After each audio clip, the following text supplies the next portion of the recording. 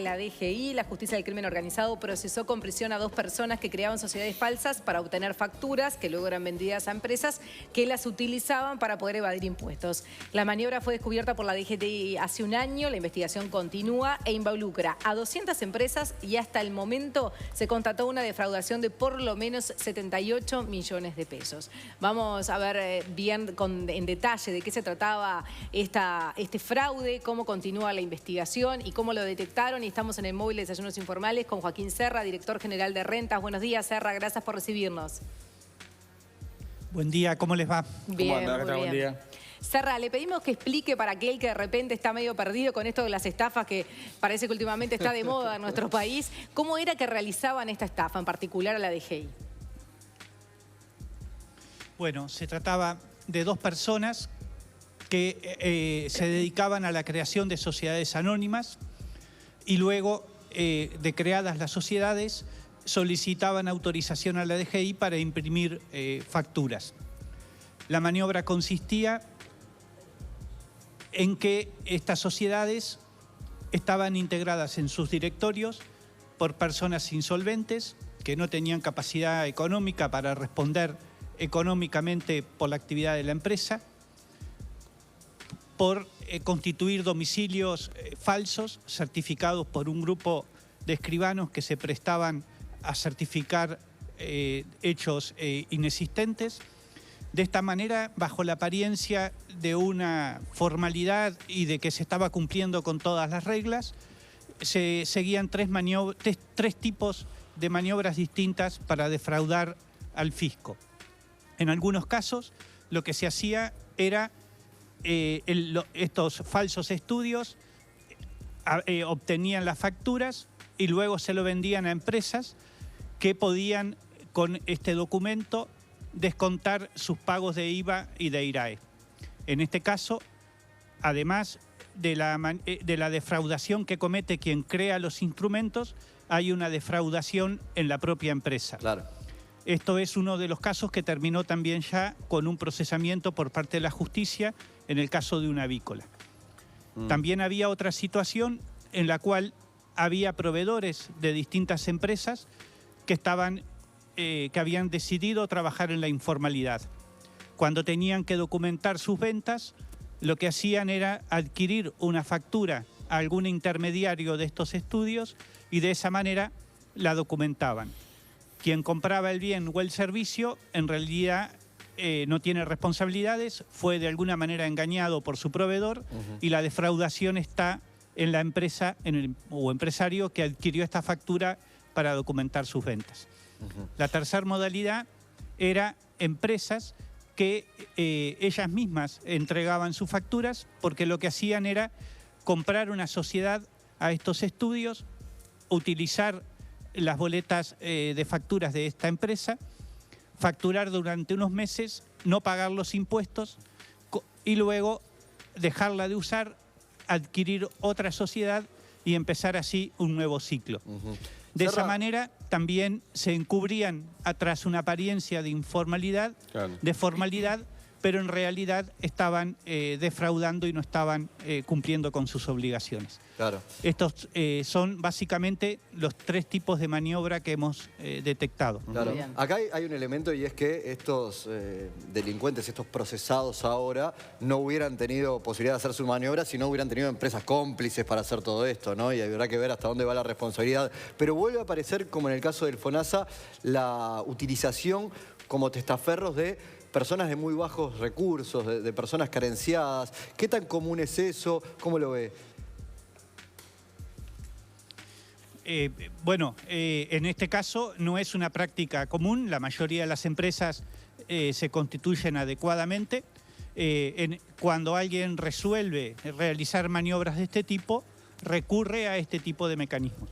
Las personas indigentes en realidad terminan siendo perjudicadas también por esta maniobra, porque finalmente perderán derechos a prestaciones sociales y a otros beneficios que por haber quedado vinculados a una deuda tributaria no van a poder acceder. Bien, Serra. Me parece que no hay que focalizar en ellos, sino en los empresarios, claro, que son de empresas medianas y grandes, que utilizan mecanismos para evadir sus impuestos por cifras muy importantes. Bien, Serra, ¿puede haber una conexión entre esta estafa y la estafa del FONASA? Alguna de estas sociedades puede haber sido utilizada para ingresar de manera simulada personal como dependiente de alguna de estas sociedades en formación. Si lo hubieran hecho, eso hubiera generado la posibilidad de ingresar personal al FONASA y por tanto poder alguien cobrar la comisión en la mutualista por presentar un socio. Claro. Podría haber ocurrido. Bueno, aparte de esto, este tema también es un sí. tema que nos preocupa, por eso hace unos 3 días dispusimos un operativo de control de todas las agencias de promoción y publicidad que se dedican a la captación de socios para las mutualistas de Montevideo. Bien. Claro, me imagino que también debe haber varios escribanos complicados, ¿no? Porque muchos eran los que tenían que inventar la dirección de esta persona para que se pueda hacer la empresa y después saltaba la desconexión. ¿También puede caer gente en ese rubro? Exactamente, todas esas situaciones están debidamente documentadas y presentadas a la justicia. Claro, Va a caer un imprentas, pueblo ahí, escribanos. claro. Es una organización grande, ¿no? Director. Justamente por eso fueron procesados con prisión quienes se dedicaban a organizar estos mecanismos para que otros empresarios defraudaran. Claro. Justamente le iba a preguntar sobre ellos, porque según el auto de procesamiento de la jueza María Elena Maynar, hace 7 años que los 2 procesados venían utilizando distintas técnicas para defraudar al fisco. ¿Cómo es posible que no se hubiera detectado esto? Bien, porque por 2 motivos. Primero, porque generalmente cuando se inicia una maniobra de este tipo, en las primeras etapas no tiene una magnitud como la que adquiere a través del tiempo. Pero en segundo lugar, porque para detectar este tipo de maniobras se precisa información. Desde el año 2014, las 12.000 empresas de mayor tamaño del país, que representan el 65% de la recaudación de la DGI, están obligadas a presentar un detalle de todas sus compras, detallando los montos de las adquisiciones y el número del registro tributario. De esta manera, nosotros hicimos una serie de selecciones de empresas que presentaban elementos de riesgo, de incumplimiento. Hicimos controles en el año 2015 y detectamos que en muchos de estos casos lo que había era documentación que no representaba negocios reales. Serra. Al detectar que esta situación se estaba dando en la plaza, inmediatamente lo que hicimos fue buscar qué mecanismo era el que permitía que se dieran tantas situaciones. Ahí es que detectamos, identificamos a los generadores de estas facturas.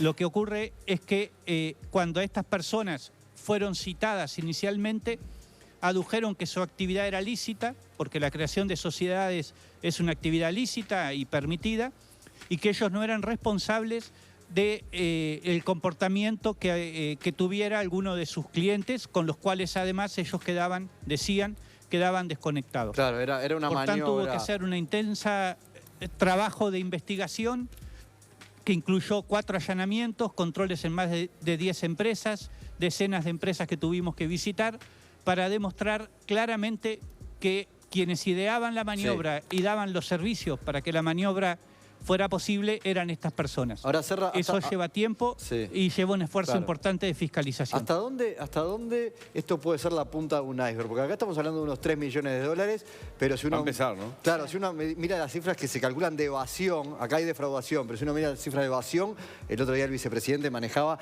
500 millones de dólares de evasión de IRAE. Un buraco, claro. Claro, ¿hasta dónde esto puede ser la punta del iceberg de una cantidad de maniobras que hacen empresas justamente para no pagar sus impuestos? Bueno, 2 partes tiene su pregunta. La primera, nosotros cuando decimos que se evadieron 78 millones de pesos, nos referimos a la evasión que realizaron 6 empresas en 6 denuncias penales que ya están en el juzgado. Estamos investigando 86 empresas más y vamos a investigar 200 más que tenemos indicios que podrían haber sido afectadas por mecanismos de este tipo. Esto muestra nuestro compromiso en combatir con firmeza la defraudación y la evasión. Respecto a los porcentajes de evasión que existen en nuestro país. La DGI, en el afán de dar transparencia a los resultados de su gestión, desde el año 2005 a la fecha publica periódicamente estudios donde analiza la evasión en el IVA y en el IRAE. El IVA representa aproximadamente la mitad de los impuestos que se recauda por parte de la DGI. La evasión del IVA en el año 2000 era del 44%. Hoy es del 13%. La evasión del IRAE, que es el impuesto a la renta de las empresas, que representa el 15% de la recaudación total de la DGI, en el año 2000 era del 70%. ¿Y hoy? Hoy se estima que está en el 40%. Igual es un montón, Las ¿no? cifras, sí, pero esto muestra dos cosas. Primero, la tendencia descendente, el compromiso de la Administración en combatir firmemente la evasión. Pero en segundo lugar, hay que mirar estos resultados en la comparativa internacional. Estos resultados nos colocan al nivel de evasión de los países europeos. Y en la región, en los primeros, Uruguay es el que tiene menor nivel de evasión junto con Chile. Por tanto, hay que seguir combatiendo la evasión, seguir reduciendo estos porcentajes de evasión, pero también es cierto que estamos llegando a los núcleos más duros y este esfuerzo cada vez es más difícil de obtener resultados muy rápidos y con tasas muy inmediatas. Muchas gracias. También hay que tener en cuenta que para tener resultados en el control de la evasión se precisan facultades. La DGI tiene muchas menos facultades que las administraciones tributarias europeas. Bien, Joaquín Serra, muchísimas gracias por este Un abrazo. móvil. Muchas gracias, buen día. Hasta luego, buena jornada. Qué fuerte que también en el